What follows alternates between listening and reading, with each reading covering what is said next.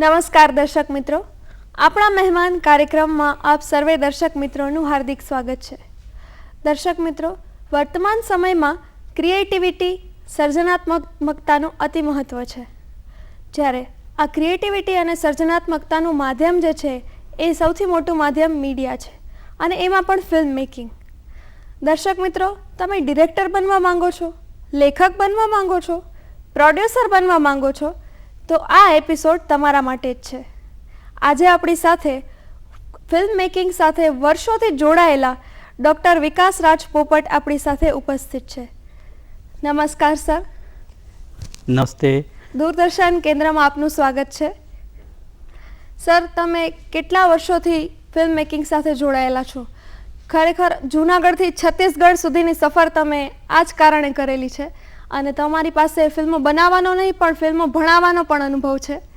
એટલે આ અનુભવ આજે તમે અમારા દર્શક મિત્રો સાથે વહેંચો.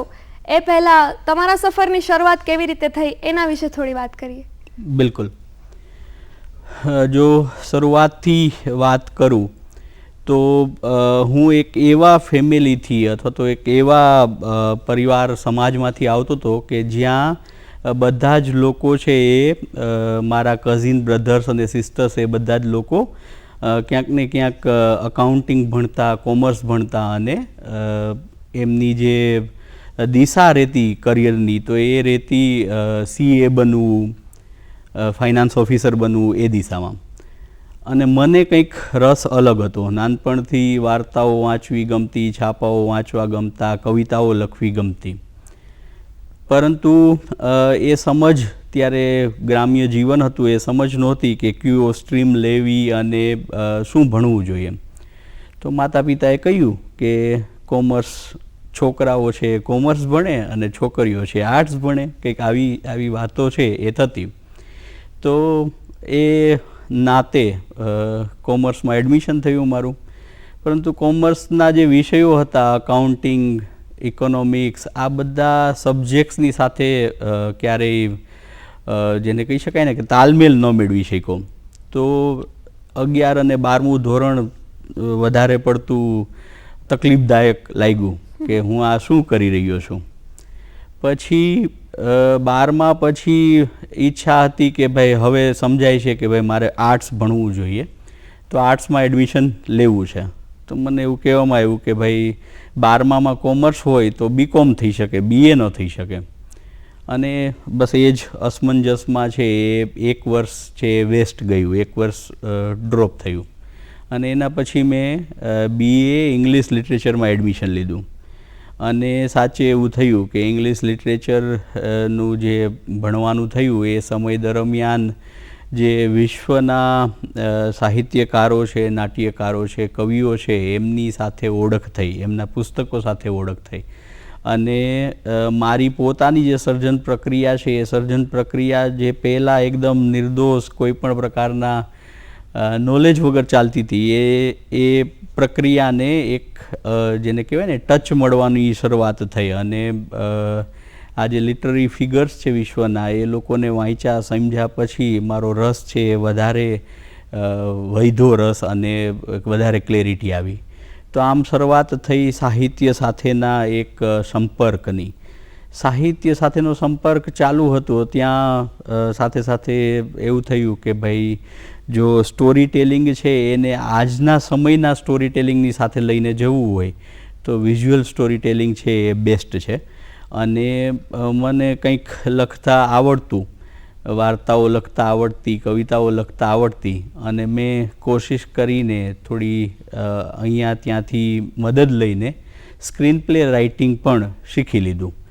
અને આ રીતે મારી શરૂઆત છે એ થઈ. તમે વાત કરી કે સર્જનાત્મકતામાં જે તમે સર્જકોને વાંચ્યા, સર્જકોના નાટકો વાંચ્યા, તો જે વિશ્વના સર્જકો છે એમાં તમારું કોઈ ફેવરેટ સર્જક છે, અને એ શું કામ, એનું કારણ શું?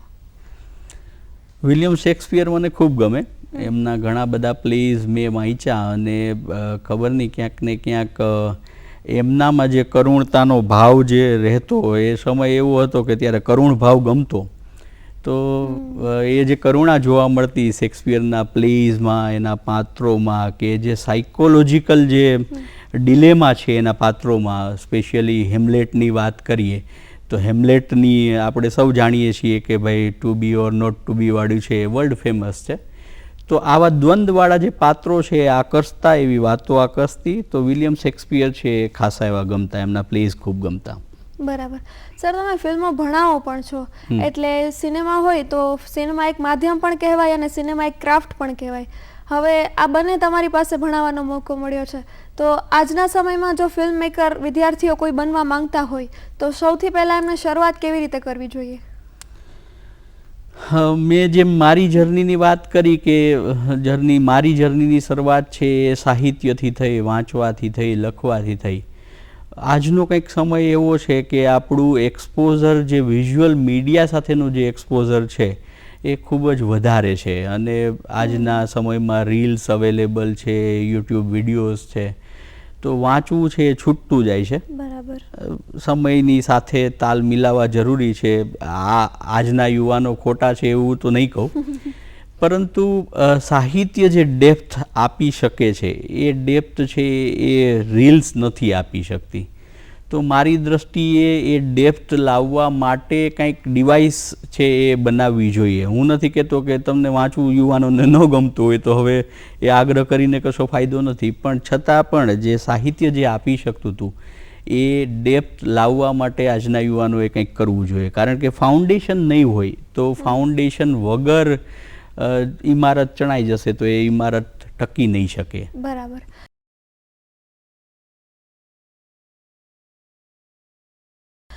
જ્યારે તમે રીલ્સની ને સોશિયલ મીડિયાની વાત કરી, તો સોશિયલ મીડિયા અને રીલ્સમાં કેવું હોય છે કે મોટાભાગે પિક્ચર જે લોકોને દેખાડાય એ દેખાડાય, અને સિનેમા પણ માધ્યમ એ જ છે કે દિગ્દર્શકનું માધ્યમ કહેવાય છે કે દિગ્દર્શક જે લોકોને દેખાડવા માંગે એ દેખાય.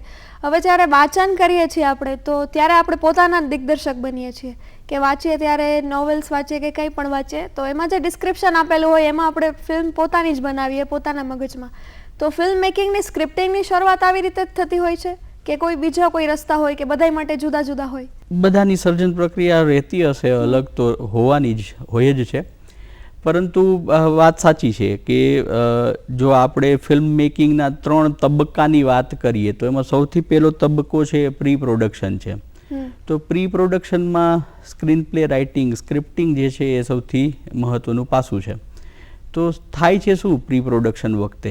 કાગળ પર પૂરેપૂરી ફિલ્મ છે બની જાય છે. પછી શું થાય છે તો કે એક્ઝિક્યુશન થાય છે પ્રોડક્શનના લેવલ પર, અને પોસ્ટ પ્રોડક્શનના લેવલ પર એક ફ્લો ક્રિએટ થાય છે, એક અસર છે, એક પ્રભાવ છે એ છોડવાનું કામ થાય છે. તો પ્રી પ્રોડક્શન વખતે, સ્ક્રિપ્ટિંગ વખતે જ કાગળ પર જ જે ભજવવાનું છે, જે એક્ઝિક્યુટ થવાનું છે સ્ક્રીન પર, એ પૂરેપૂરું આવી જાય છે. અને એટલા માટે જ એને સ્ક્રીન પ્લે કહેવામાં આવે છે કે જે સ્ક્રીન પર પ્લે થવાનું છે એ સ્ક્રીન પ્લે છે. તમે જ્યારે સ્ક્રિપ્ટ લખો ત્યારે તમારી કેવી પેટર્ન હોય? તમે કેવી રીતે સ્ટાર્ટ કરો છો?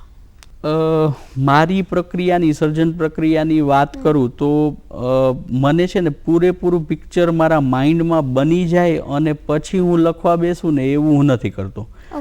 મને એક વિચાર છે એ જન્મે મારી અંદર. એ વિચાર ભલે ખૂબ જ પ્રાથમિક હોય, જેને કહી શકાય ને કે જેનો હજુ બિગિનિંગ જ છે, મિડલ પણ નથી અને એન્ડ પણ નથી, એ સ્ટેજથી જ લખવાનું મને ક્યાંક ને ક્યાંક પસંદ આવે છે. એનું રીઝન, મારું પોતાનું વ્યક્તિગત રીઝન એવું છે કે આમ પણ તમારી પાસે મિડલ અને એન્ડ પહેલેથી જ હોય તમારા દિમાગમાં, ત્યારે પણ એવું જ થવાનું છે કે મિડલ અને એન્ડ બદલી જવાનો છે લખતા લખતા. તો હું તો એવું કરું કે મારી પાસે એક ઇનિશિયલ થોટ છે ને તો લખવાનું શરૂ કરી દો, મિડલ અને એન્ડ છે એની જાતે જાતે બની જવાનું. બરાબર. ગુજરાતમાં પણ વિદ્યાર્થીઓને ભણાવ્યા છે, છત્તીસગઢમાં પણ વિદ્યાર્થીઓને ભણાવ્યા છે. બંનેનું કલ્ચર જુદું છે એટલે સ્વાભાવિક છે કે સ્વભાવ જુદા જ રહેવાના હોય.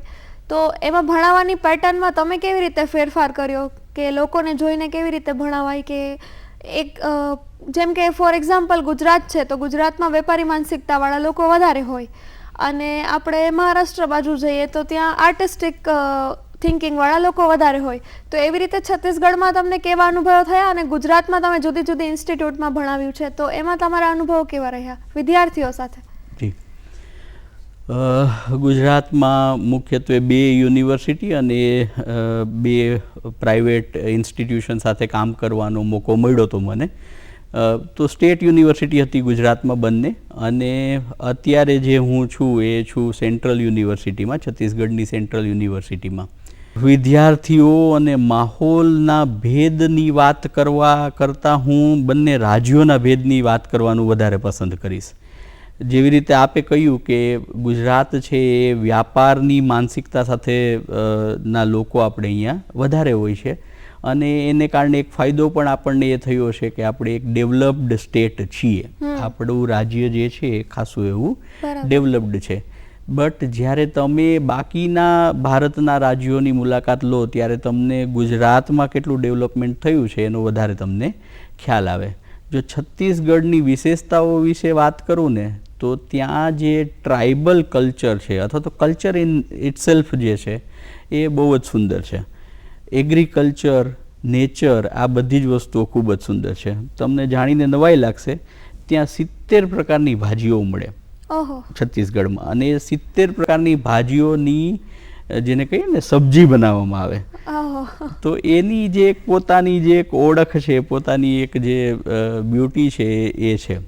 ત્યાંના વિદ્યાર્થીઓની વાત કરું તો મેં જેમ કહ્યું કે ગુજરાતમાં જે ડેવલપમેન્ટ છે, ઇન્ફ્રાસ્ટ્રક્ચરલ ડેવલપમેન્ટ છે કે એજ્યુકેશન કે હેલ્થમાં ડેવલપમેન્ટ છે, એ ક્યાંક ને ક્યાંક એ અંશનું છે એ છત્તીસગઢમાં નથી. પરંતુ ત્યાંના લોકો ખૂબ જ જેને કહેવાય ને કે પ્યારા લોકો છે. એમની સાથે સરળતા, તમને સહજતા જોવા મળે એવા લોકો છે. તો પ્રકૃતિની વચ્ચે સરસ મજાનું રાજ્ય છે છત્તીસગઢ, અને સેન્ટ્રલ યુનિવર્સિટી છે, તો ત્યાં ભણાવવાની પણ મજા આવે છે. અને ગુજરાતમાં હતો તો ગુજરાતમાં પણ મજા જ આવતી હતી. અત્યારે છે ને તમે ગુજરાતમાં અને છત્તીસગઢમાં બેયના ભેદની વાત કરી. હવે જ્યારે ફિલ્મ મેકિંગની વાત આવે ત્યારે જુદા જુદા રાજ્યની જુદી જુદી વાતો હોય. તો પહેલાં તો મારે એ જાણવું છે કે તમે જ્યારે ફિલ્મ બનાવો ત્યારે તમે કંઈક સમજીને ફિલ્મ બનાવો કે કંઈક લોકોને કંઈક નવું પ્રશ્ન થયો છે તો એ લોકો સામે મૂકવા માટે ફિલ્મ બનાવો? એટલે તમારી વિચારધારા પહેલાં કઈ રીતે કામ કરે છે, અને પછી આ સ્ટેટ વાઇઝ જે ડિફરન્સ છે એમાં જે અત્યારે સમાજમાં જે કૃત્યો થઈ રહ્યા છે જુદા જુદા પ્રકારના, અને જે સારા પ્રમાણમાં સારા કામો થઈ રહ્યા છે, આ બંને માટે ફિલ્મો બનતી હોય છે કે સિનેમા છે એ સમાજનું માધ્યમ કહેવાય, અરીસો કહેવાય, એટલે આવી પણ ફિલ્મો બનતી હોય છે. તો આ ડિફરન્સ કેવો છે ત્યાં એ પણ જાણવું છે, અને તમારી પ્રક્રિયા જે છે એ પણ જાણવી છે. કામ્યા, આપને કહું કે આ જે ડિસ્કશન છે ને એ બહુ જ એજ ઓલ્ડ ડિસ્કશન છે કે ભાઈ, is art for art's sake or is art for life's sake? એટલે કે કલા છે એ કલા માટે છે, ખાલી કલા પૂરતી જ છે, કે કલા છે એ જીવન માટે છે, કલા છે એ સમાજ માટે છે? અને આનો કોઈ ચોક્કસ જવાબ છે ને એ ક્યારેય નથી મળી શકવાનો. જે સ્વચ્છંદતા આપણે ઘણી વખત જોઈએ છીએ માધ્યમોમાં ક્રિએટિવિટીના નામ પર, એ બધા જ લોકો એવું કહેવાના છે કે ભાઈ, કેમ કે અમે માનીએ છીએ કે કલા કલા માટે છે, કલાને કોઈ બંધન નથી. અને એક વર્ગ છે એ હંમેશા કહેવાનો છે કે કલા સમાજ માટે છે. અને આ બંનેની જે વાત છે એ બંનેની વાત ઊભી છે. આઈ મીન, એવું ન કહી શકાય કે આ વાત સાચી છે, આ વાત ખોટી છે. બંને વાતો છે, ઊભી છે. હું મારી સર્જન પ્રક્રિયાની કે હું શું માનું છું એની વાત કરું તો મારું સ્પષ્ટપણે માનવું છે કે ભલે કલાને સ્વતંત્રતા તો હોવી જ જોઈએ, અને સ્વતંત્રતા દરેક વ્યક્તિને જીવનમાં હોવી જોઈએ, પરંતુ સ્વતંત્રતા છે એનું પણ એક સીમાંકન તો બિલકુલ હોય છે. જે સીમાંકન આપણે સમાજમાં વ્યક્તિગત જીવન ઉપર પણ હોવું જોઈએ, તો કલા માટે પણ એ સીમાંકન હોવું જ જોઈએ, એવું મારું માનવું છે. અને હું જ્યારે લખું છું ત્યારે હું એ વિચારું છું કે ભાઈ, આનાથી શું મેસેજ જાય છે, આ કઈ પ્રકારનું પ્રતિનિધિત્વ કરી રહી છે, આ જે વાત છે, આ કેરેક્ટર્સ છે કે આ સંવાદ છે, એ શું પ્રતિનિધિત્વ કરી રહ્યા છે? શું આ પ્રતિનિધિત્વથી હું કોઈ સમાજને, કોઈ વ્યક્તિને કે કોઈ ધર્મને કે બીજી કોઈ પણ બાબતને અસર તો નથી પહોંચાડી રહ્યો ને? એ વસ્તુનો વિચાર કરવો મને ગમે છે. પરંતુ હા, એ પણ છે કે જો તમે બહુ જ બધા બંધન સાથે વિચારીને લખવાની પ્રક્રિયા અથવા તો કોઈ પણ સર્જનની પ્રક્રિયા કરો તો તમારી જે અભિવ્યક્તિ છે એને બાધા આવે છે, એમાં બાધા આવે છે, અસર થાય છે. તો ઠીક છે, જ્યારે પહેલો ડ્રાફ્ટ બની રહ્યો છે ત્યારે તમે અભિવ્યક્તિની સ્વતંત્રતા સાથે લખી નાખો, કોઈ વાંધો નહીં, પરંતુ પછી એને રિવિઝિટ કરી અને આ બધા પાસાઓ વિશે વિચારવું એ એક ફરજ છે એક કલાકારની, અને એ થવું જોઈએ.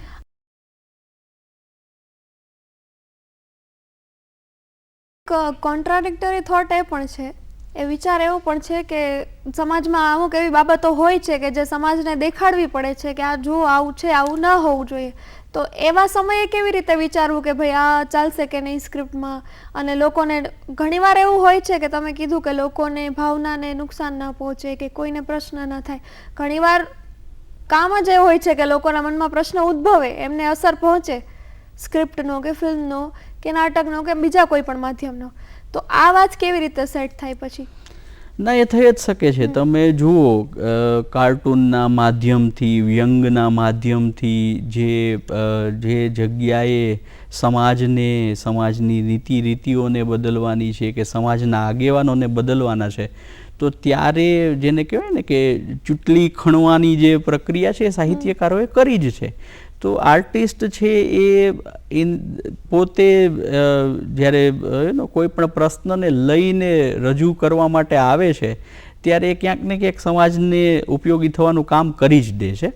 તો પણ એક બેલેન્સ્ડ વે છે એ મારી દ્રષ્ટિએ જો આપણે કરી શકીએ કે જે પ્રશ્નો છે, જે હાર્ડ હિટિંગ પ્રશ્નો છે, જે અનકમ્ફર્ટેબલ કરે એવા પ્રશ્નો પણ પૂછાવા જોઈએ, ચોક્કસ પૂછાવા જોઈએ.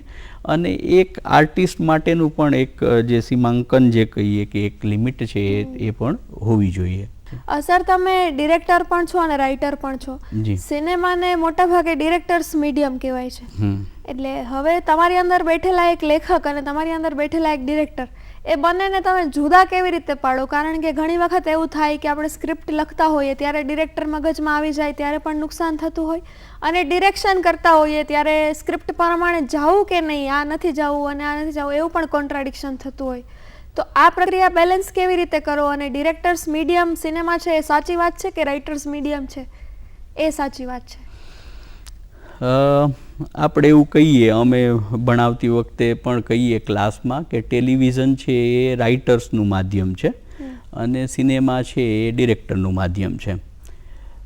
તમે પ્રશ્ન પૂછો કે હું બંને રાઇટર અને ડિરેક્ટરને મારી અંદરથી કઈ રીતે અલગ કરું, તો બંનેનો જાગવાનો, જન્મવાનો સમય જ અલગ અલગ છે. જ્યારે રાઇટર છે ત્યારે એને એક્ઝિક્યુટ કેમ થશે આ વિઝ્યુઅલ્સ, એની બહુ ચિંતા કરવાની જરૂર નથી. કારણ કે જ્યારે ડિરેક્ટર છે એ આવશે, ભલે ડિરેક્ટર ખુદ હોવા છતાં પણ, ત્યારે એના એક્ઝિક્યુશનના વેઝ વિચારશે કે ભાઈ આ વિચાર, આ વાત છે, આ પાત્ર છે, આ લોકેશન છે કે આ ઘટના છે, એને કઈ રીતે એક્ઝિક્યુટ કરીશું. તો જ્યારે રાઇટિંગની જ્યારે પ્રોસેસ ચાલી રહી છે ત્યારે રાઇટિંગની પ્રોસેસ વખતે બહુ ચિંતા કરવાની ડિરેક્ટરનું કશું કામ નથી, એ પછીથી આવશે. અને જ્યારે ડિરેક્ટર આવે છે ત્યારે એની પાસે, ડિરેક્ટર પાસે આમ બી પાવર છે જ, તો એ ડિરેક્ટર આવશે ત્યારે રાઇટરે જે કલ્પનાઓમાં જે છૂટછાટો લઈ લીધી છે અને કશુંક એવું પણ લખી નાખ્યું છે કે જે તમારા માટે બજેટ ફ્રેન્ડલી નથી, જે એક્ઝિક્યુટ કરવું ફિઝિબલ નથી, તો પછી એ તો ડિરેક્ટર આમ બી ઇન્ટરવેન્શન કરવાનો જ છે અને જે ફેરફારો છે એ કરવાનો છે.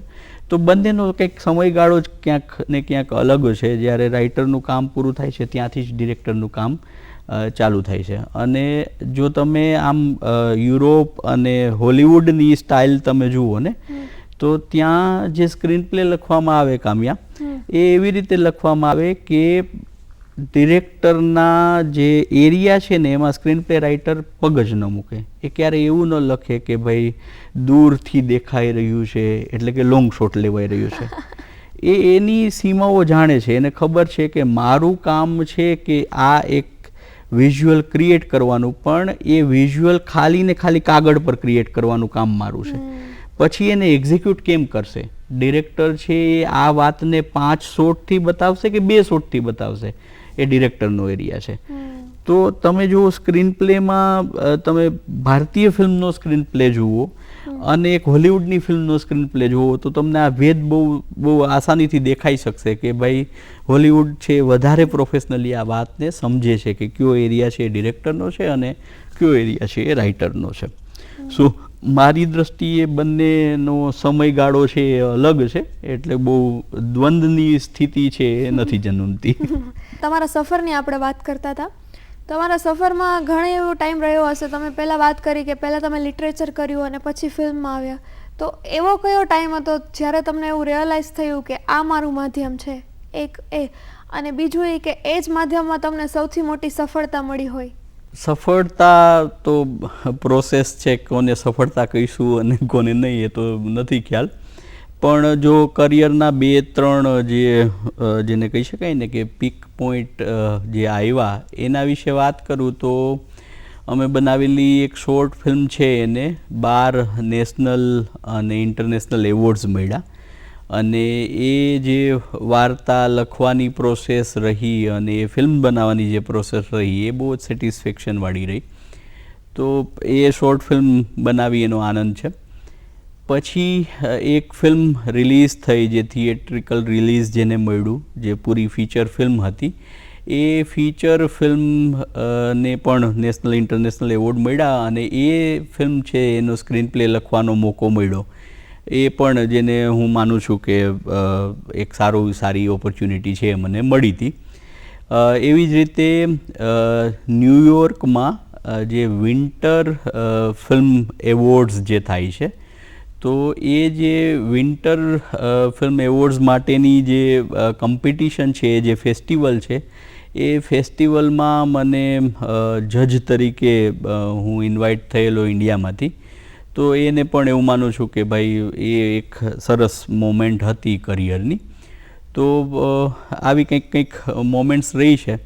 અને એક વખત આ જે ટીચિંગના પ્રોફેશનમાં આવ્યા પછી એક વસ્તુ મને એ રિયલાઇઝ થઈ છે કે જ્યારે તમે જે વિદ્યાર્થીને, જે વ્યક્તિને, હું બહુ વિદ્યાર્થી માની નથી શકતો વિદ્યાર્થીઓને, એમને પણ મિત્રો જ માનું છું, તો એ જ્યારે તમારા કોઈને કોઈ સજેશનથી, તમારા કોઈને કોઈ ગાઈડન્સથી જીવનમાં ચાલ્યા હોય, તો એ પણ એક સેટિસ્ફેક્શન આપવાનું કામ કરે છે. મને જે ગૂઝબમ્સ છે મારી સફળતા માટે જે ફીલ થતા, એવા જ ગૂઝબમ્સ છે એ વિદ્યાર્થીઓ જ્યારે મને કહે કે સર તમે જે આ સાથે રહ્યા, સપોર્ટ કર્યો, ગાઈડન્સ આપ્યું અને હું આ કરી શક્યો, તો એમની જ્યારે સફળતા જાણું છું તો ત્યારે પણ એટલા જ ગૂઝબમ્સ છે ફીલ થાય છે કે ભાઈ સરસ, તમે કંઈક કરી શક્યા અને હું પણ એમાં કંઈક ને કંઈક અંશે મારો રોલ પ્લે કરી શકું. તો એ પણ આનંદ છે એ આપે છે.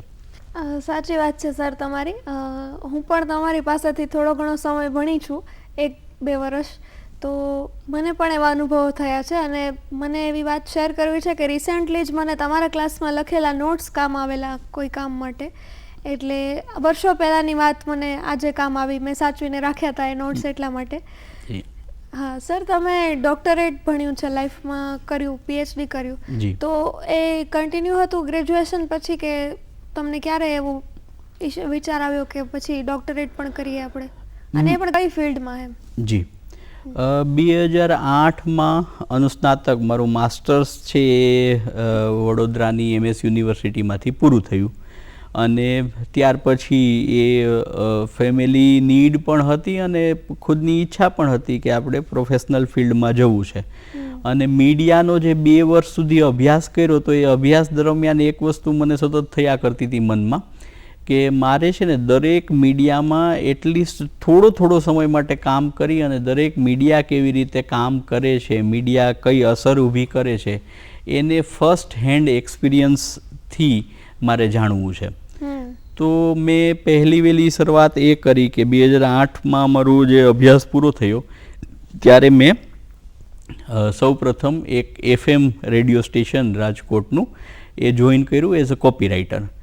અને એ FM સ્ટેશન કોર્પોરેટ હતું, એમાં કામ કરવા થોડો સમય કામ કર્યા પછી મને સમજાયું કે ભાઈ આ કોર્પોરેટમાં છે એ ઠીક છે, આપણે એક્સપિરિયન્સ લીધો, પણ હવે અહીંયા જ આપણે વધારે આગળ કામ કરતા રહેવું છે એવું નથી.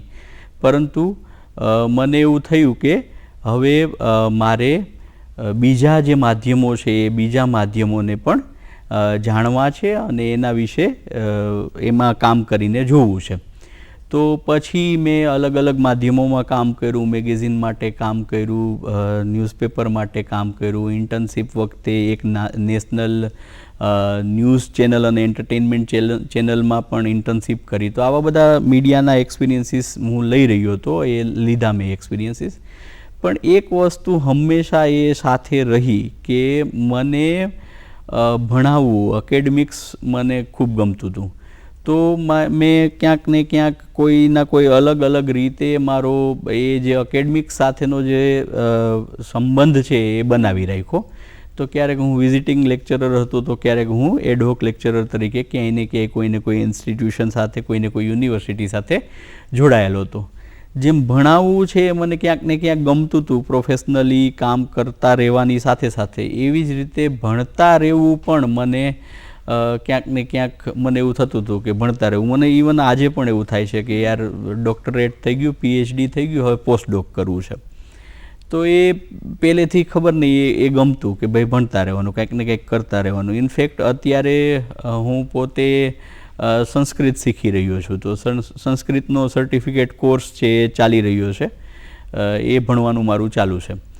તો ભણતા રહેવું એવો હતો, લક્ષ્ય હતું, ઈચ્છા હતી અને MPhil કર્યું. અને MPhilની પછી 2016માં મેં PhDનો અભ્યાસ શરૂ કર્યો અને પ્રોફેશન શરૂ અને બીજી તરફ PhDનો અભ્યાસ પણ, જે રિસર્ચનું કામ છે એ પણ ચાલુ રહ્યું. અને 2022માં 3 વર્ષ પહેલાં મારો PhDનો અભ્યાસ છે એ પૂરો થયો. એટલે તમે ઘણો એવો ગેપ રાખ્યા પછી PhD કરેલું છે. અને તમે બહુ સરસ વાત કરી કે ભણાવતા રહેવું અને ભણતા રહેવું એ મને ગમે છે.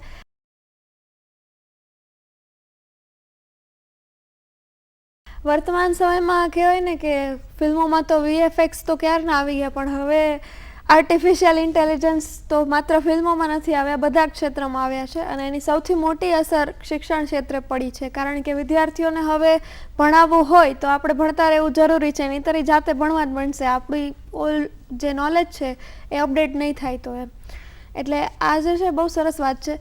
તમારા જે જુદા જુદા વિદ્યાર્થીઓ હોય એટલે ફિલ્મ મેકિંગમાં અને કલા ક્ષેત્રે તો અમુક જે ઇન્ટરેસ્ટેડ સ્ટુડન્ટ હોય ઓછા લોકો આવતા હોય છે મોટા ભાગે. હવે ને એવો જમાનો છે કે લોકો આ બાબતે રસ લઈ રહ્યા છે અને એનું સૌથી મોટું અટ્રેક્શન એ જ છે જે તમે પહેલાં વાત કરી કે જે રીલ્સ છે, સોશિયલ મીડિયા છે.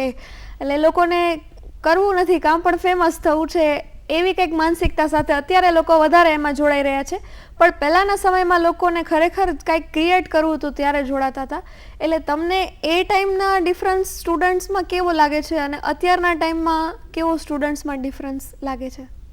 આ પણ એક એવી ચર્ચા છે કે જે ચર્ચા બહુ જ જૂની છે. એકચ્યુઅલી કોઈ પુસ્તકમાં મેં વાંચેલું કે સૌથી પહેલી વખત આ વાક્ય કે હવેની પેઢી છે ને એ બદલાઈ ગઈ છે અને હવેની પેઢી સારી નથી, પહેલાંની પેઢી સારી છે, એ આજથી 2000 વર્ષ પહેલાં બોલાયું હતું આ વાત. સો હંમેશા એવું લાગવાનું છે કે ભાઈ જે નેક્સ્ટ જનરેશન આવે છે એ નેક્સ્ટ જનરેશન છે બહુ એટલી સારી નથી. પણ હું પર્સનલી એવું માનતો નથી. દરેક જનરેશનનું પોતાના જે ખૂબીઓ હોય છે અને ખામીઓ હોય છે. હા, એટલે આપણે એમ નથી કહેતા કે કોઈ સારું છે કોઈ ખરાબ છે, આપણે એમ જ કહીએ છીએ કે જુદી છે તો કઈ રીતે જુદી છે. જી બિલકુલ. તો એ જુદાપણાની વાત કરીએ તો મને ક્યાંક ને ક્યાંક એવું લાગે છે કે ભાઈ મારી જનરેશન જે હતી કે મારી સાથેના જે લોકોનો જે સમય હતો એ સમયે એક્સપોઝર જે છે એ એક્સપોઝરની ઓવરઓલ કમી હતી. આજનો જે સમય છે તો આજે કેવું છે કે આપણે જોઈએ છીએ કે 2 વર્ષનું બાળક છે ને એને પણ ખબર છે કે ફોનમાં YouTube કેવી રીતે શરૂ કરાય, એને પણ ખબર છે કે મારે જે વિડીયો જોવા છે એ શું કરવાથી એ વિડીયો સુધી હું પહોંચી જઈ શકીશ. એ 2 વર્ષ 3 વર્ષના બાળકને પણ આજે ક્યાંક ને ક્યાંક ખબર છે. તો અને હું મારા બાળપણની વાત કરું તો અમારા માટે તો મોબાઈલ તો દૂરની વાત છે, ટેલિવિઝન એમાં પણ લિમિટેડ જ એક્સપોઝર અને આ બધી જ વસ્તુઓ છે એ સમયની જે વાત છે. તો આજની જે પેઢી છે અને તમે શરૂઆતમાં વાત કરી કે AI છે એ આજે આપણી સામે છે AI. તો અમે ફેકલ્ટી ડેવલપમેન્ટ પ્રોગ્રામ, એને FDP કહેવાય, અને FDP conduct as a resource person હું કરું છું, અને હું AI in research and education એના પર હું FDP છે 5 દિવસ 6 દિવસની અલગ અલગ 1 કલાકના સેશન હું લઉં છું. તો હવે આજની આ રિયાલિટી છે કે AI છે આપણી સામે છે, અને AIની સાથે ક્યાંક ને ક્યાંક દરેક લોકોએ એનો વિરોધ કર્યા વગર એની સાથે એડજસ્ટ થવાનું છે. ઘણી બધી વસ્તુઓ બદલી રહી છે AIના કારણે, ઘણી બધી વસ્તુઓ હજુ પણ વધારે બદલવાની છે. કારણ કે આજે જે AIને આપણે જાણીએ છીએ એ AI હજુ પ્રાઇમરી અવસ્થામાં છે. જવા દો 2 વર્ષ, જવા દો 3 વર્ષ, અને પછી જે AI છે એ એવું હશે કે જે જીવનનો એક અભિન્ન અંગ બની જવાનું છે. એ રિયાલિટી છે. તો AI સાથે પણ આપણે જીવવાનું છે. તો આજે જે ટેકનોલોજી છે, આજે જે એક્સપોઝર છે એ ખૂબ જ અલગ છે, અને જે કાલે જે એક્સપોઝર હતું, કાલે જે ટેકનોલોજી આપણી સામે હતી એ બહુ જ અલગ હતી, અને એના કારણે જ કેટલાક સારા પાસાઓ અને કેટલાક ખરાબ પાસાઓ બંને આપણી સામે છે, અને એની સાથે આપણે જીવવાનું છે. ફિલ્મ મેકિંગ છે ટેકનિકલ અને કન્સેપ્ચ્યુઅલ બે માધ્યમોનું જોડાણ થાય ત્યારે થાય. હવે અત્યારના સમયમાં જેવી રીતે તમે ટેકનોલોજીની વાત કરી, આટલી ટેકનોલોજી અવેલેબલ છે, ત્યારે ટેકનિકલી સાઉન્ડ પર્સન વધારે ચાલશે આ ફિલ્ડમાં, કે કન્સેપ્ચ્યુઅલી સાઉન્ડ પર્સન વધારે આગળ વધી શકશે? બંને ચાલશે. તમે સિનેમાના માધ્યમની વાત કરી, ટેકનિકલ આસ્પેક્ટની અને ક્રિએટિવ આસ્પેક્ટની, કન્સેપ્ચ્યુઅલ આસ્પેક્ટની વાત કરી, તો હું મારા ક્લાસમાં વિદ્યાર્થીઓને ભણાવું કે શા માટે સિનેમાનું માધ્યમ, વિઝ્યુઅલનું માધ્યમ છે ખૂબ જ અઘરું છે. કારણ કે તમે વિચાર કરો કે એક ચિત્રકાર છે, એને ચિત્ર દોરવું છે તો એને શું જોઈએ? એને ખાલી કેનવાસ જોઈએ, કલર જોઈએ, અને બસ થઈ ગયું. ખૂબ ઓછા પૈસા, અને બીજા હ્યુમન રિસોર્સની જરૂર નથી, બીજી કોઈ ટેકનોલોજીની જરૂર નથી. એવી જ રીતે કવિતા લખવી છે, હે ને, બધી અલગ અલગ જે કલાઓ છે એ બધી જ કલાઓમાં તમારે ક્યાંક ને ક્યાંક તમારા જે કલ્પનાની શક્તિ છે, તમારી જે સમજ શક્તિ છે, તમારી જે રાઇટિંગ, ડ્રોઈંગ, પેઇન્ટિંગ જે પણ કલા છે એની સ્કિલની જ વાત છે. જ્યારે when it comes to the visuals, જ્યારે સિનેમાની વાત આવે ત્યારે માત્ર ને માત્ર ક્રિએટિવિટીથી, કન્સેપ્ટથી કામ ચાલતું નથી, અને ટેકનિકલ આસ્પેક્ટ પણ એટલું જ સ્ટ્રોંગલી એક્ઝિસ્ટ કરવા માંડે છે. તો જ્યારે એક વાર્તા લખવી, ધારો કે એક ફિલ્મનો સ્ક્રીન પ્લે લખવામાં એક વ્યક્તિ છે એ ધારે તો 3 દિવસમાં ફિલ્મનો સ્ક્રીન પ્લે લખી શકે, એને વધારે ડ્રાફ્ટ લખવા જોઈએ, વધારે દિવસો લેવા જ જોઈએ, પણ ધારે તો 3 દિવસમાં એ લખી શકવાનો છે. પણ શું બીજા 3 દિવસમાં એ ફિલ્મનું શૂટિંગ થઈ શકશે? નો, ઇટ ઇઝ નોટ પોસિબલ. કારણ કે ટેકનોલોજીની સાથે કામ કરવાનું છે. તો ત્યાં તો તમારે 30 દિવસ છે એ દેવાના જ છે, કારણ કે હ્યુમન કેપેસિટીની એક ઇન્ડિવિજ્યુઅલની વાત નથી. સિમિલર વેથી એડિટિંગની વાત કરીએ તો એડિટિંગની પ્રોસેસમાં પણ જે સમય જવાનો છે એ જવાનો જ છે. સો ઓલ ઇન ઓલ બંને બહુ જ ઇમ્પોર્ટન્ટ છે, અને આજનો જે સમય છે જેની આપણે વાત કરી રહ્યા છીએ, ટેકનોલોજીનો સમય છે, AIનો સમય છે, ત્યારે તમે માત્ર ને માત્ર શુદ્ધ સંપૂર્ણ જો તમે કલા પીરસશો તો નહીં ચાલે. એમાં ટેકનોલોજી તો જોઈશે જ જોઈશે. તો બંનેનું મારી દ્રષ્ટિએ ક્યાંક ને ક્યાંક એટલું જ મહત્ત્વ છે. તમારી સર્જનાત્મકતા છે એની સાથે ટેકનોલોજીનો પણ સુંદર સંયોજન છે. એ બંને વસ્તુ છે એ સરસ પરિણામો લાવે છે. સર, તમારી ફેવરેટ ફિલ્મ કઈ છે? ઘણી બધી છે. ફિલ્મો, પુસ્તકો, અને આ એમનું જો લિસ્ટ બનાવવાની વાત આવે ને, મને હું એવું કહું કે મારી મેમરી છે એ બહુ જ ખરાબ છે. મને ખૂબ બધી ફિલ્મો ગમે છે, લગભગ બધી ફિલ્મો ગમે છે, જોતો જાઉં છું એટલી બધી જ ફિલ્મો ગમતી જાય છે. પણ જો છતાં પણ તમારે કોઈ એક જ ફિલ્મની ધારો કે વાત કરવી હોય તો મારી સૌથી પ્રિય ફિલ્મ છે એ છે ગુડ વિલ હન્ટિંગ. અને એ જે ફિલ્મમાં જે એક વ્યક્તિનું જે સાયકોલોજીકલ ટ્રાન્સફોર્મેશન, કે ભાઈ કઈ રીતે ટેલેન્ટ છે એ ટેલેન્ટનું હિન્ડ્રન્સ છે એ સાયકોલોજીકલ ટ્રોમા બની જાય છે, અને પછી જ્યારે એ માણસ છે ટ્રોમાથી બહાર નીકળે છે તો એ જીનિયસ છે એ કેટલો સુખી જીવન જીવી શકે. કારણ કે જીનિયસ છે એને સમાજને તો કંઈક આપવાનું જ છે, પણ સાથે સુખી પણ રહેવાનું છે, પોતાને પણ ખુશ રાખવાનો છે. તો ગુડ વિલ હન્ટિંગ આ ફિલ્મ જે છે એ મને સૌથી પ્રિય છે, અને એનો જે સ્ક્રીન પ્લે લખાયો છે એ બહુ જ મને ગમે છે અને એ ફિલ્મના બંને કલાકારો પણ એટલા જ પ્રિય છે. એમાં એ રોબિન વિલિયમ્સ મને ખૂબ જ પ્રિય છે. આ પ્રશ્ન એટલા માટે ખાસ મેં પૂછ્યો કારણ કે ફિલ્મમાં આપણે જ હમણાં વાત કરી કે બંને આસ્પેક્ટ જોઈએ, ટેકનિકલ અને કન્સેપ્ચ્યુઅલ. હવે વર્તમાન સમયમાં એવી ફિલ્મો આવે છે કે જેમાં મોટાભાગે ટેકનિકલ આસ્પેક્ટ્સ વધારે હોય અને અથવા તો કન્સેપ્ચ્યુઅલ ફિલ્મ કમ્પ્લીટલી હોય. બંનેની ઓડિયન્સ મળી રહે છે, પણ ભવિષ્યમાં આગળ જતાં જોવા જઈએ તો કઈ ઓડિયન્સ વધારે જનરેટ થઈ શકે છે અત્યારની જનરેશન પ્રમાણે જોવા જઈએ તો? કારણ કે અમુક ફિલ્મો એવી હોય છે કે જ્યાં અવાજ અને જે ટેકનિકલ સાઉન્ડ છે, સિસ્ટમ છે, એ જ બધું અટ્રેક્ટ કરતું હોય છે. અને અમુક ફિલ્મો જેમ કે સાયલન્ટ ફિલ્મો બહુ પહેલાં આવતી હતી, ઘણા લોકો આજે પણ એના ફેન હોય છે. અને આજે પણ ઘણી બધી શોર્ટ ફિલ્મ્સ એવી બને છે કે સાવ સાયલન્ટ હોય 2 મિનિટમાં અને મેસેજ એટલો ઇમ્પેક્ટફુલ હોય કે તમારા મગજમાંથી થોડાક દિવસ તો એ નીકળે જ નહીં ફિલ્મ. તો આ બંને જોવા જઈએ તો આ બેલેન્સ્ડ ઓડિયન્સ છે એ ફ્યુચરમાં કેવી રહેશે ટેકનોલોજીને અપગ્રેડ થતાં જોવા જઈએ તો? તમે ટેકનિકલ અને કન્સેપ્ચ્યુઅલ જે વાત કરી રહ્યા છો, હું તમને એક બીજી વાત પર લઈ જાઉં છું, પછી ટેકનિકલ અને કન્સેપ્ચ્યુઅલ વાત પર આપણે આવીએ.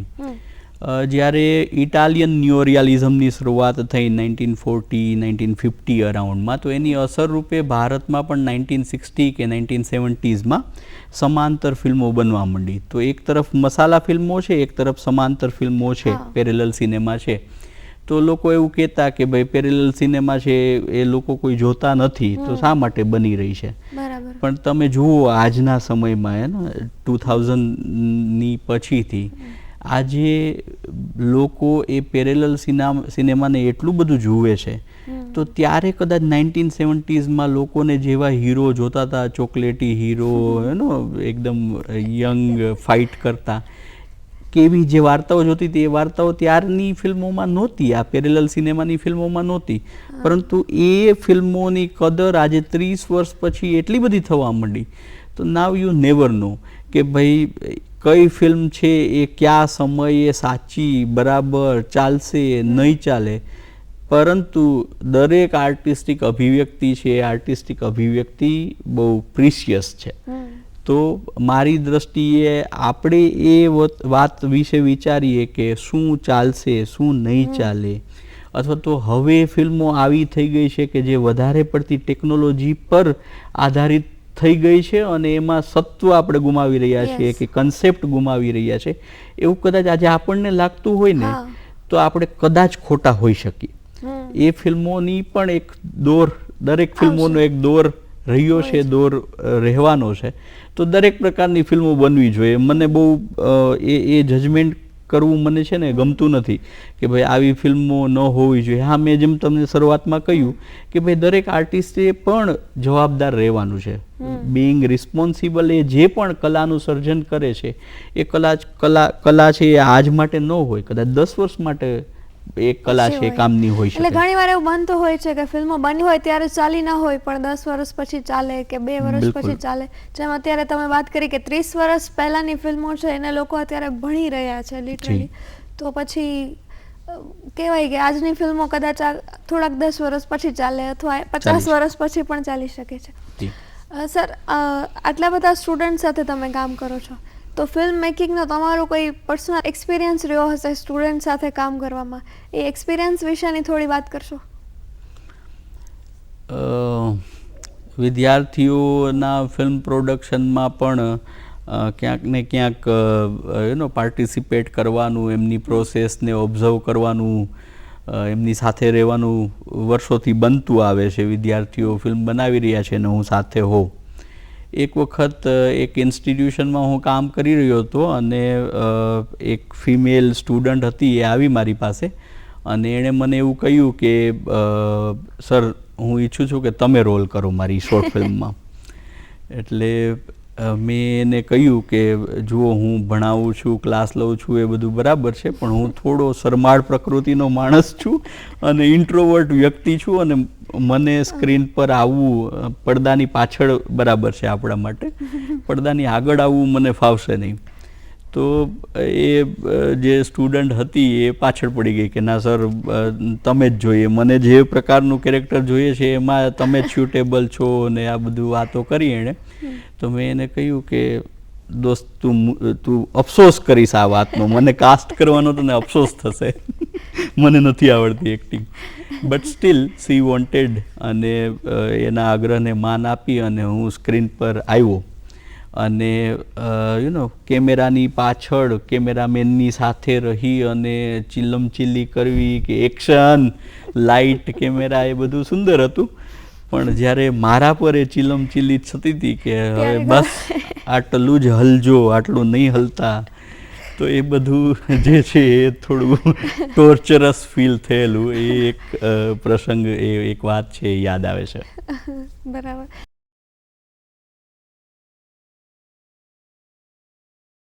સર, તમે પહેલાં પણ વાત કરી કે તમે રેડિયોમાં એમાં પણ કામ કર્યું છે, તમે કોપીરાઇટિંગ પણ કર્યું છે. હવે તમે ફિલ્મો બનાવવાનો, ખાસ તો તમે ફિલ્મ ક્ષેત્રમાં એટલા માટે આવ્યા કારણ કે ફિલ્મો તમારે બનાવી હતી, અને હવે તો તમે ફિલ્મો ભણાવો પણ છો. તો ફિલ્મોમાં કેવું છે કે પહેલાં જ વાત કરી આપણે, દિગ્દર્શકનું માધ્યમ છે ફિલ્મ, એટલે એમાં કન્સેપ્ટ પણ દિગ્દર્શકનો, રાઇટરનો ભેગા થઈને હોય કે અલગ અલગ એવી રીતે હોય.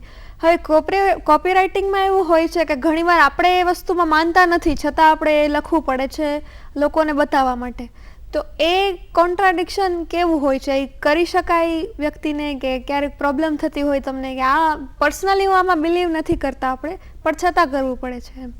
જી, જેને દુનિયાના શ્રેષ્ઠ એડમેન કહી શકાય એવા ઓગિલવીએ એમની પુસ્તકમાં એક વખત એક પુસ્તકમાં લખ્યું છે કે મેં હંમેશા છે ને એ જ બ્રાન્ડ્સને પ્રમોટ કરી, એ જ બ્રાન્ડ્સની એડવર્ટિઝમેન્ટ કરી જે બ્રાન્ડ મને પર્સનલી પોતાને ગમેલી, જે બ્રાન્ડ હું પોતે વાપરતો એ જ બ્રાન્ડને હું હંમેશા પ્રમોટ કરતો. અને હું પોતે યુઝ કરું અને મને જો એ બ્રાન્ડ બરાબર ન લાગે તો હું કોઈ દિવસ મારા ઓડિયન્સને આવું કહેતો નહીં કે તમે પણ આ બ્રાન્ડને યુઝ કરો. પણ ઓગિલવી જે સ્થાન પર પહોંચી અને આ વિચારને રાખી શકતા હતા, એ વિચારને કદાચ બાકીના એડવર્ટિઝમેન્ટના પ્રોફેશન સાથે જોડાયેલા એ કોપીરાઇટર હોય કે એડ ફિલ્મ્સ બનાવતા ફિલ્મ મેકર્સ હોય, એમના માટે કદાચ આ વસ્તુ સંભવ નથી કે એ આવું કહી શકે. So whether you believe it, whether you like it or you don't like, તમારે એ જે તમારા પાસે આવેલું ટાસ્ક છે એ ટાસ્કને તમારે કરવાનું છે, અને એ તમારી ડ્યુટી છે, તમારો જોબ રોલ છે. સો નથી સંભવ બનતું. તમે જે વસ્તુ નથી માનતા, જે તમને નથી ગમતું, એ પણ પ્રોફેશનલ નીડના કારણે કરવું પડે છે. દરેક વખતે એવું શક્ય નથી કે ગમતું હોય એ જ કરી શકાય. જી, બરાબર. આટલા વર્ષોથી તમે વિદ્યાર્થીઓને ભણાવો છો, જુદા જુદા પ્રકારના વિદ્યાર્થીઓ તમારી પાસે આવતા હશે.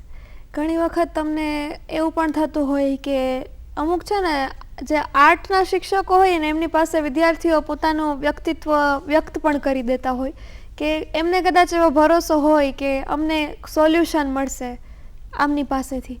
એટલે ઘણીવાર કેવું હોય કે ટેકનિકલી સાઉન્ડ હોય પર્સન, પણ ઇમોશનલી બ્લોક્ડ હોય. તો આવા વિદ્યાર્થીઓ તમારી પાસે કશું કંઈક કોઈક વાર એવો એક્સપિરિયન્સ કે તમારી પાસે કંઈ અનુભવ શેર કર્યો હોય ને ત્યારે તમને એમ લાગ્યું હોય કે ફિલ્મ મેકિંગ ભલે બાજુમાં રહ્યું પણ જે એકેડેમિક્સનું કામ કરું છું એ મને વધારે ગમે છે? ના, આ તો ખૂબ જ વારંવાર થતી વાત છે. પણ પેલું કહેવાય ને કે ભાઈ નોન ડિસ્ક્લોઝર અગ્રીમેન્ટ છે કહ્યા વિના એક વાત છે કે ભાઈ એક વિદ્યાર્થી જ્યારે પોતાની સમસ્યાને લઈને આવે છે ત્યારે ટીચરનો એ રોલ છે કે ભાઈ એને આસિસ્ટ કરે, એને હેલ્પ કરે અને એના વિશે ક્યાંય વાત ન કરે. તો એ વાત તો નહીં કરી શકાય કે ક્યારેક એમ વિદ્યાર્થીઓને. પણ ના, ઓલવેઝ એ વસ્તુ ગમે છે. એકચ્યુઅલી એક પડાવ મારા પોતાના કરિયરમાં આવેલો કે જ્યારે બિઝનેસ જે છે, ફિલ્મ મેકિંગનું જે મારું કાર્ય છે એમાં સ્ટ્રગલ્સ હતી અને એકેડમિક્સ તરફ જવું, તો મારું મન માનતું નહોતું. મને એવું થતું હતું કે હું હારી ગયો છું એટલે હું એકેડમિક્સમાં જાઉં છું, એ ભાવ સાથે મારે એકેડમિક્સમાં નથી જવું. તો મારી નાની બેન છે, એ નાની બહેને મને કન્વિન્સ કરવાની કે કાઉન્સલિંગ કરીને મને સમજાવેલું, મને કહેલું કે ભાઈ તને ખબર નથી કે તું કેટલો સારો ટીચર છે, અને તું જ્યારે જેટલા વધારે વિદ્યાર્થીઓ સુધી પહોંચી શકીશ ને તો તારા જેવા વ્યક્તિનું એક ટીચર હોવું એ એક સુંદર વસ્તુ થશે. અને ક્યાંક ને ક્યાંક હું આ વાતને માની ગયો અને જીવનના અનુભવો પહેલાં પણ રહ્યા છે અને આજે પણ એ અનુભવો થાય છે કે જો કોઈના જીવનમાં આપણે કોઈ એક સારું એક સપોર્ટ કરી શકીએ, કોઈ સારું માર્ગદર્શન આપી શકીએ તો એ સેટિસ્ફેક્શન આપનારું હોય છે.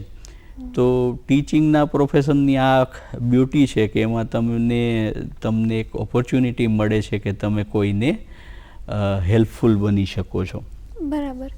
સર, તમે થોડાક ટાઈમ પહેલાં જ વાત કરી કે મારી મેમરી થોડીક એવી છે કે હું ભૂલી જાઉં છું. મેં મોટાભાગના લોકોને જોયા છે, મોટાભાગે ક્રિએટિવ લોકો એવા હોય કે સડન ભૂલી જાય, કાંઈ પણ વાત કરી હોય અથવા લખ્યું હોય તો. અને મને પોતાની જ વાત કરું તો ઘણા ટાઈમ પહેલાં મેં કાંઈ સ્ક્રિપ્ટ લખી હોય, કાંઈ લખ્યું હોય, થોડાક ટાઈમ પછી મને યાદ જ ન હોય કે મેં આવું કંઈક લખ્યું હતું. મને કોઈ ડિરેક્ટર એમ કે તારી સ્ક્રિપ્ટ આમ કરે, મેં કીધું કઈ સ્ક્રિપ્ટ, મને નથી યાદ એમ. તો એમને મને સમજાવવું પડે કે આવું તમે લખ્યું છે એમ. તો આ ક્રિએટિવ લોકો માટે જ સ્પેસિફિકલી છે કારણ કે આપણે કન્ટેન્ટ એટલું બધું સ્ટોર કરતા હોઈએ છીએ, વિચારો એટલા બધા કરતા હોઈએ છીએ કે ફ્રિકવન્ટલી ભૂલી જવા પડે છે કે પછી જેનરિક વેમાં તમે વિદ્યાર્થીઓમાં પણ આવું જોયું છે?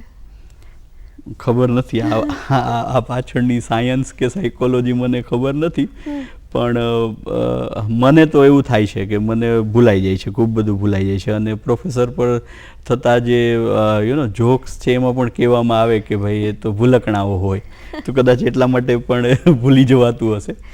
બટ હા, હું તમારી વાત સાથે સહેમત છું કે તમે જ્યારે એક ક્રિએટિવ પ્રોસેસમાં પૂરેપૂરા ખૂંપીને જ્યારે એ કામ કરો છો ને ત્યારે તમે એમાં તલ્લીન થઈ જાઓ છો, તમારું જીવન એનો હિસ્સો બની જાય છે. પણ પછી એ સમય જ્યારે જાય છે તો ક્યાંક ને ક્યાંક આ છે ને પરકાયા પ્રવેશ જેવી પ્રવૃત્તિ છે આપણી કલાકારની દરેક કિસ્સામાં. તો એ પરકાયા પ્રવેશ વખતે તમે પૂરા જાણો છો એ વાતને, એ માહોલમાં છો, એ વ્યક્તિને જાણો છો, પણ જ્યારે એ માહોલ, એ વ્યક્તિ, એ વાર્તા જ્યારે તમે એને છોડીને જ્યારે આગળ વધો છો ને તો ત્યારે ભૂલાઈ જાય છે. ત્યારે તમે બીજા એક પેલામાં પ્રવેશી ચૂક્યા હોય છો, એક નવા વિશ્વમાં પ્રવેશી ચૂક્યા હોય છો અને એને કારણે કદાચ ભૂલાઈ જતું હોતું હશે, એવું કહી શકાય. સર, તમે અહીંયા ગુજરાતમાં પણ ભણાવ્યું છે, છત્તીસગઢમાં પણ ભણાવ્યું છે, અને મેં એવું જોયું પણ છે અને સાંભળ્યું પણ છે કે તમને ફરવાનો બહુ શોખ છે. તો એવા જુદા જુદા પ્લેસ તમે એક્સપ્લોર કર્યા હશે, જુદી જુદી સંસ્કૃતિ એક્સપ્લોર કરી હશે. એવું તમને શું લાગ્યું છે કે ફિલ્મોમાં અને નાટકોમાં હજુ એવું કંઈક એક્સપ્રેસ નથી થયું, કંઈક બાકી રહી ગયું છે, કંઈક છૂટી ગયું છે જે તમે જોયેલું હોય ને તમે એક્સપ્રેસ કરવા માંગતા હોય? ફરવું ખૂબ ગમે છે, ફરતા રહેવું ગમે છે. અને તમે જે વાત કરી ને કે જે આવ્યું ન હોય સિનેમાના પડદા પર વિઝ્યુઅલી, એ વાત ટૂંકમાં એ બતાવવામાં ન આવ્યું હોય એવું શું તમે જોયું? બહારના સેન્સમાં, બાહ્ય સેન્સમાં તો કદાચ એવું તો ઘણું બધું હશે કે જે નહીં આવ્યું હોય, પણ મને એવું લાગે છે કે સિનેમાના પડદામાં સૌથી જો કોઈ મુશ્કેલ કામ હોય ને દેખાડવું તો એ વ્યક્તિના ઇમોશનને દેખાડવા છે. અને એ કામ જેટલું થતું રહે ને એટલું ઓછું જ લાગવાનું છે. આઈ મીન, આપણને ખબર છે કે ભાઈ ગોળી વાગેલો અમિતાભ બચ્ચન છે, એની માતાના ખોળામાં પડ્યો છે અને મા રડી રહી છે અને અમિતાભ રડી રહ્યો છે, પરંતુ શું આપણે છતાંય બતાવી શકીએ છીએ કે માને શું દર્દ હશે ત્યારે એ કેરેક્ટરને, એ જે વાર્તાનો જે પાત્ર છે એને શું દર્દ હશે? શું એને નિરૂપી શકાય છે વિઝ્યુઅલના સ્વરૂપમાં? આપણે સતત કોશિશ કરીએ છીએ, દરેક કલાકાર કોશિશ કરે છે, પણ કેટલું નિરૂપણ થાય છે પ્રશ્ન છે. તો એ તો જર્ની છે, કોશિશ કરતા રહેવાનું છે. સર, આજે તમારે કાર્યક્રમમાં તમને જે લોકો જોઈ રહ્યા છે, યુવાનો જોઈ રહ્યા છે, જેમને ફિલ્મ મેકર બનવું છે, કોઈને દિગ્દર્શક બનવું છે, કોઈને રાઇટર બનવું છે, એમાં તમે એમને મેસેજ આપવા માંગશો કોઈ? બિલકુલ, મેસેજમાં તો એવું કહી શકાય કે જેટલું તલ્લીનતાથી, જેટલું સ્ટ્રોંગલી જીવી શકાશે એટલું વધારે અભિવ્યક્ત થઈ શકાશે. તો જીવનને વધારે ને વધારે માણતા રહેવું, વાંચતા રહેવું, એક્સપોઝર મેળવતા રહેવું અને નવા નવા અનુભવોમાંથી પસાર થતા રહેવું, તો સર્જનની પ્રક્રિયા છે એ આસાન બની શકે. તો આ પ્રક્રિયામાં સતત રહેવું અને ખુશ રહેવું. સરસ વાત કરી સર તમે, કે જેટલું જીવી શકાશે એટલું વધારે સર્જન કરી શકાશે. અને એટલું તમે લોકોને વધારે બતાવી શકશો. હું એટલું થોડું એડ કરવા માંગીશ એમાં. સર, આજે તમે દૂરદર્શન કેન્દ્રમાં આવ્યા અને અમારી સાથે ફિલ્મ મેકિંગની બહુ જ જુદી જુદી અને સુંદર વાતો કરી, અને આ કાર્યક્રમ ખૂબ જ સારો રહ્યો તમારી સાથે. તમારો ખૂબ ખૂબ આભાર સર. Thank you.